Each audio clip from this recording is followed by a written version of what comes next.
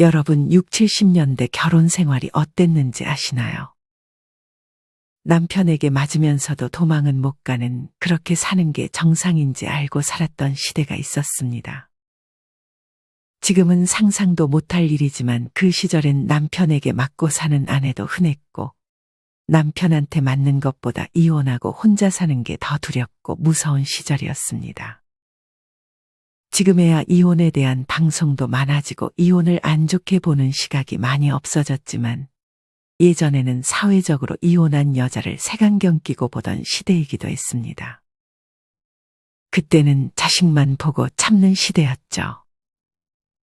여기 80세 김씨 할머니가 요양원으로 향합니다. 남편을 만나러 가기 위해서였죠. 몸도 멀쩡한데 왜 남편을 직접 모시지 않냐고요. 지금부터 김씨 할머니의 사연을 들려드리겠습니다. 김씨는 20살의 젊은 나이에 남편을 만났습니다. 보통 이 시절에 중매로 만난 남녀가 집에서 한복을 입고 결혼했을 것이라 생각하지만 이는 편견입니다. 사실 이때는 연애 결혼이 절반 가까이 됐으며 예식장에서 결혼하고 지금처럼 신혼여행을 가는 절차가 당연하게 여겨지기도 했습니다. 김 씨는 남편을 만나 연애를 하다 결혼을 했습니다. 연애할 당시 남편은 너무나도 자상했습니다. 남편은 집안이 잘 살기도 했고 뭐 하나 아쉬울 것이 없는 사람이었습니다.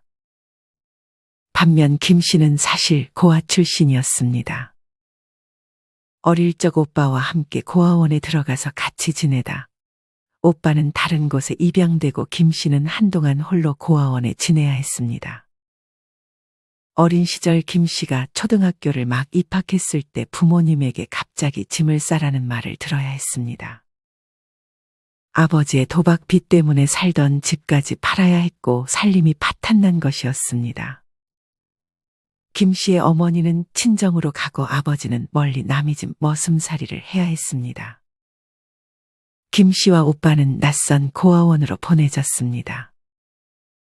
김 씨가 지내던 고아원은 전체가 100명 정도였습니다. 하지만 이 고아원은 군대처럼 선후배 관계가 살벌했습니다.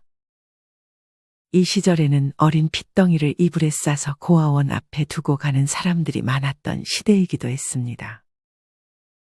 한창 잘 시간인 새벽 6시만 되면 종소리가 울리며 기상해야 했습니다. 기상, 빨리 일어나 이것들아. 고아원 자체가 옛날 건물이었기 때문에 겨울이면 온도를 덮이곤 했는데 새벽이면 그게 모두 식어버려 추위에 떨기도 했습니다. 이불이라고는 5명당 담요 1장씩 나눠준 게 전부였습니다. 처음에 나란히 덮고 누워도 한밤중에 누가 잡아 당겨가거나 둘둘 감아버리면 그마저도 덮지 못했습니다. 기상하면 여기저기서 밤새 오줌을 싸버린 아이들로 인해 지린내가 났고 그 아이들은 실컷 매를 맞아야 했습니다. 그러던 중 오빠는 다른 곳에 입양이 되었고 김 씨는 외로이 힘든 시간을 견뎌야 했습니다. 경수가, 오빠가 나중에 꼭 찾으러 올게. 김 씨는 어느덧 성인이 되어 고아원에서 나와 일을 해야 했습니다. 사실 60년대 초반까지 여성들은 남편의 뒤에서 엄마로, 아내로, 며느리로 자신의 삶을 희생하며 가족을 건사했습니다. 이때는 하고 싶은 일이 있어도 마음대로 할 수 없었습니다. 대부분의 남편이 아내가 일하는 것을 싫어해서 남편이 출근하면 아내들은 몰래 일을 했다고 합니다.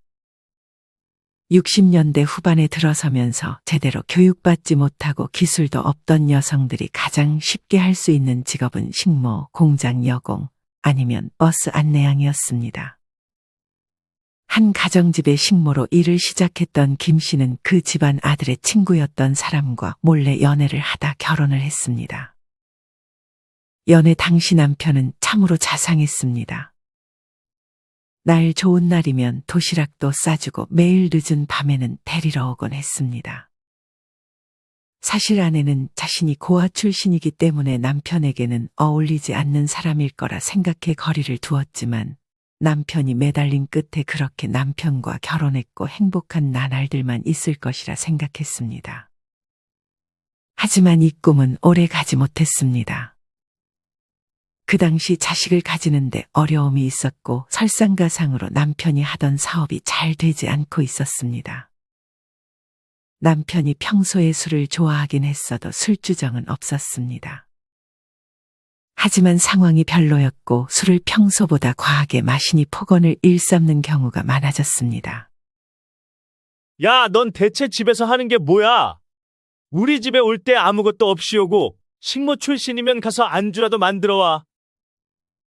그런 말을 들을 때마다 술에 취해 한 말일 거라고 생각해서 그냥 상황도 안 좋으니 참았고 오히려 남편을 안쓰러워했습니다.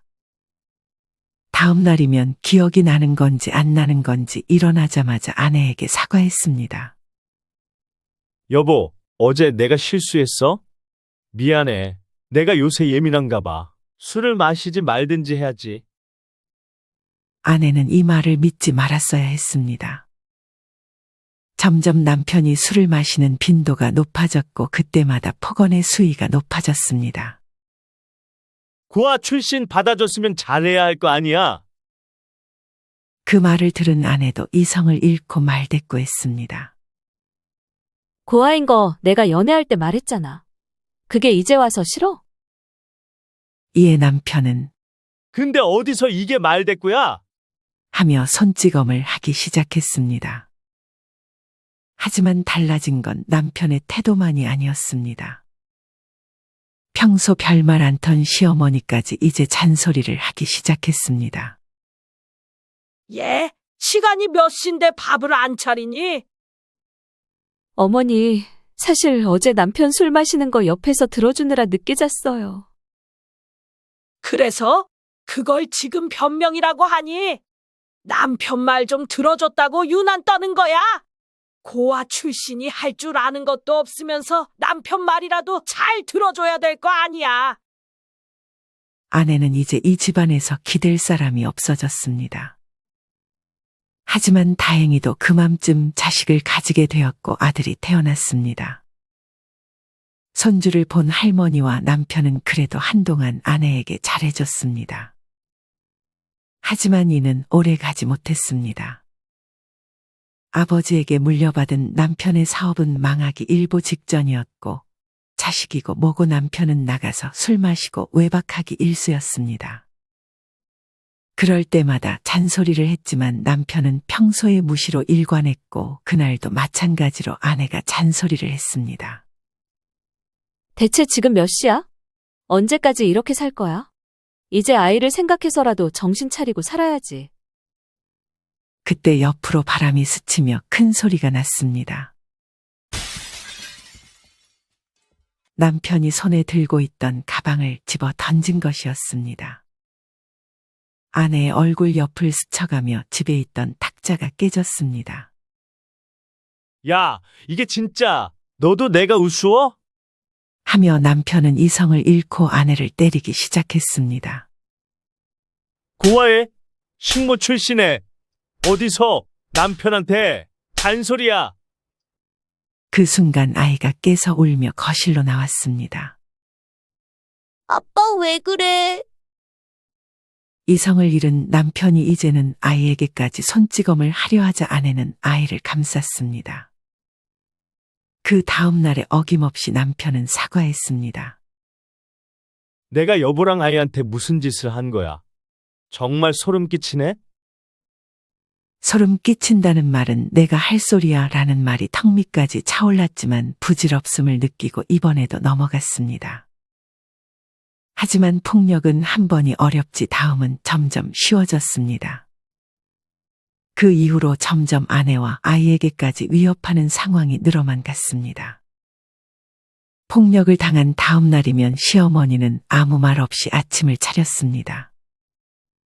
하루는 어머니에게 가. 어머니 그이가 폭행하는 거 알죠? 어머니가 뭐라고 말 좀 해주세요. 얘 그걸 왜 나한테 그래? 네 남편 젖골된 게 내 책임이니? 다 네가 행실을 똑바로 못해서 저렇게 된 거 아니냐? 이제 김 씨는 이 집안에 믿을 사람이 없었습니다. 경찰에 신고를 해도 이때는 가정 문제는 가정에서 알아서 해결하라는 분위기였기 때문에 별로 도움이 되지 못했습니다. 경찰에 가정폭력을 신고했을 때는 집에 데려다 주는 것이 친절이었던 시대였습니다. 한 번은 남편의 폭력으로 머리가 깨져 병원을 가야 했습니다. 가정폭력을 의심한 간호사가 경찰에 신고해서 경찰이 직접 찾아왔습니다. 집에 무슨 일 있으세요? 서러운 마음에 그리고 정말 혹시나 하는 마음에 경찰에게 자초지종 설명했지만 경찰은 이런 일이 흔하다는 듯 듣는 둥 마는 둥 했습니다. 아이고, 그러셨구나. 일단 제가 집까지 모셔다 드릴 테니 잘 얘기 나눠보시죠. 또 그러면 다시 신고하시고요. 김 씨는 그냥 됐다고 하고 경찰을 돌려보냈습니다. 그날 밤 늦게 집에 들어갔지만 또 남편이 술을 마시고 어디 갔다 오냐며 누구 만나고 왔냐며 아내를 추궁했습니다. 시간이 몇 시인데 이제 들어와? 어디 딴 놈이랑 놀다 왔냐? 이후로 의처증이 심해진 남편은 어디 동네 가게만 갔다 와도 누구를 만나고 오는 거냐며 추궁하고 이제는 걸레자루를 휘두르는가 하며 흉기를 들이대는 일도 있었습니다. 설사 경찰에 신고를 해 이혼을 한다 해도 아내는 혼자서 자식을 키울 생각이 막막했습니다. 남편 사업이 망하기 일보 직전이었어도 남편의 부모님이 모아둔 돈 덕에 생활하는 데는 무리가 없었기 때문입니다. 김 씨는 자식을 폭력적인 모습에 노출시키는 것보다 자식을 굶기지 않는 것이 더 낫다고 생각했습니다. 물론 이는 잘못된 생각이었습니다. 갈수록 남편은 일도 안 하고 술만 먹어 아내가 일을 시작해야 했습니다. 식당에 취직한 아내는 아이 걱정을 하며 일하는 내내 불안에 떨어야 했습니다. 남편의 폭언과 폭행이 심한 날에는 너는 왜 고아라서 친정 식구 중에 도움되는 사람 하나 없냐? 하며 아내를 안방에 가둬놓고 1시간 간격으로 밤새 주먹질을 퍼붓는 일도 있었습니다. 아내는 그제서야 깨달았습니다. 가정폭력은 한 사람이 죽어야 끝난다는 것을요. 이미 약자라고 인식했기 때문에 잘 바뀌지 않고 폭행과 폭력은 더 커질 뿐이라는 것을 말이죠. 시어머니는 간혹 네가 맞을 짓을 해서 맞는 거야. 라고 말씀하셨지만 맞을 짓, 얻어맞을 상황은 없는 것입니다. 김 씨는 시어머니의 말을 듣고 다음과 같이 대꾸했습니다. 누구든 스트레스를 받는 상황이 있지만 스트레스 없는 삶은 없어요, 어머님. 스트레스 받는다고 다 때리는 거 아니에요. 폭력 쓰는 사람은 다 보고 배운 거예요. 애들도 보고 배운다고요. 남편은 밖에서는 평판이 좋았던 사람이었습니다. 평소에 부부 동반 모임에 나가면 남편이 잘해서 좋겠어요, 남편이 다정해서 좋겠어요 라는 말을 듣곤 했지만 그 말을 들을 때마다 김 씨는 소름이 끼치기도 했습니다. 이후에 시누이가 직장을 그만두고 한 집에서 같이 살게 되었습니다. 시누이는 처음에 집안일도 도와주고 남편의 폭력을 말려주기도 했습니다. 하지만 얼마 안가 본색을 드러냈습니다. 언니, 나 병원 가봐야 하는데 돈 좀 빌려줄 수 있을까? 병원? 어디 아파? 그냥 머리도 아프고 컨디션도 별로네. 그래, 알았어. 얼른 병원 갔다 와봐. 이런 식으로 어디 아프다, 누구 경조사 있는데 돈이 필요하다며 식당에서 일하며 유일하게 이 집안에서 돈을 버는 김 씨에게 돈을 뜯어갔습니다.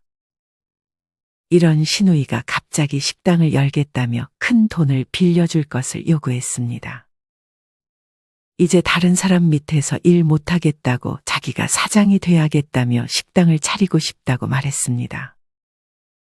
김 씨는 큰 돈은 없다고 말했고 남편이 알면 큰일 난다고 말했습니다.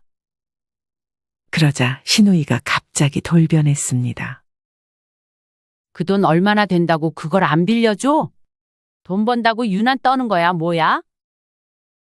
사실 신우이는 예전부터 오빠와 엄마에게 돈을 여러 번 빌려갔고 그 버릇이 어디 안 갔던 것입니다.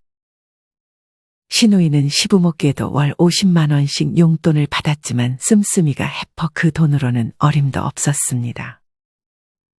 예전에도 자주 보는 건 아니지만 볼 때마다 가방도 신상이고 옷도 신발도 자주 바뀌었습니다. 시어머니께 이 사실을 말했지만 신우이는 돈을 빌려간 적 없다고 발뺌했습니다. 내가 언제 돈을 빌렸다고 그래요? 그렇게 조금씩 빌려간 돈이 2년 동안 1,000만 원도 넘었습니다. 아내는 그 누구에게도 기대지 못하고 이러지도 저러지도 못하는 상황에서 하루하루 눈물만 흘릴 뿐이었습니다. 그때 집에 초인종 소리가 들려왔습니다.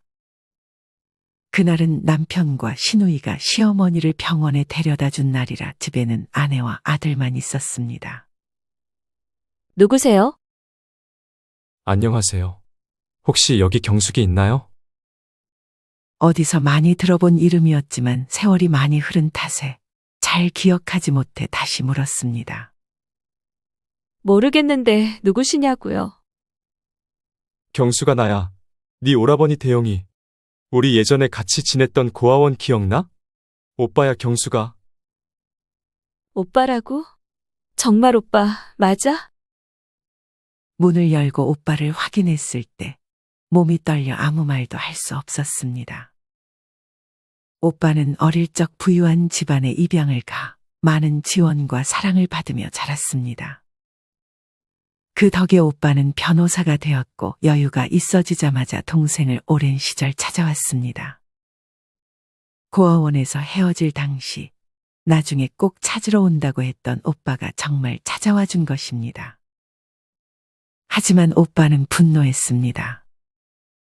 이유는 동생의 얼굴에 있었던 멍 때문이었습니다. 얼굴이 왜 그래? 누가 너 때렸어? 어떻게 살아온 거야? 괜찮으니까 다 말해봐. 동생은 집에서 나와 오빠에게 자초지종을 설명했습니다. 분노한 오빠는 동생에게 모아놓은 증거가 있냐고 물었습니다. 다행히 혹시 몰라 증거를 모아놓고 있었던 동생은 오빠에게 증거를 다 건넸습니다. 이제 걱정하지 마. 아들 데리고 오빠 집에서 같이 살자. 이제 김 씨는 무서울 것이 없어졌습니다. 오빠가 나타나 준 것이 김 씨에게 아주 큰 힘이 되었습니다. 그날 늦는 남편이 집에 돌아오길 기다렸습니다. 오늘도 어김없이 술을 잔뜩 마시고 온 남편 와이셔츠에는 립스틱 자국도 묻어 있었습니다. 나한테 매번 누구 만나는 거 아니냐며 의심하더니 당신 여자 만나지? 그때 갑자기 방에서 시어머니가 달려와서 일방적으로 김 씨의 뺨을 때렸습니다. 이게 정말 없는 것 데려다 사람 만들어줬더니 어디서 자꾸 기어올라. 얘 교육 좀 시켜라. 하며 걸레 자루를 아들에게 건네주었습니다. 그 순간 온몸이 저리고 앞이 잘 보이지도 않았습니다. 정말 이제껏 지옥에서 살고 있었다는 것을 깨달았습니다. 남편이 휘두르던 걸레 자루에 아이가 맞았습니다. 으앙! 순간 눈이 뒤집힌 아내는 격분해서 남편의 뺨을 내려쳤습니다. 다시 김 씨를 때리려던 시어머니도 밀쳐냈습니다. 그러고는 추가 증거 자료들을 가지고 아이와 오빠네 집으로 향했습니다. 변호사인 오빠의 도움으로 빠른 시간 안에 아내는 이혼할 수 있었고 수많은 위자료를 받아낼 수 있었습니다. 남편은 아내를 찾아가 무릎 꿇고 싹싹 빌었습니다. 하지만 김 씨는 더 이상 남편에게 속아 넘어가지 않았습니다.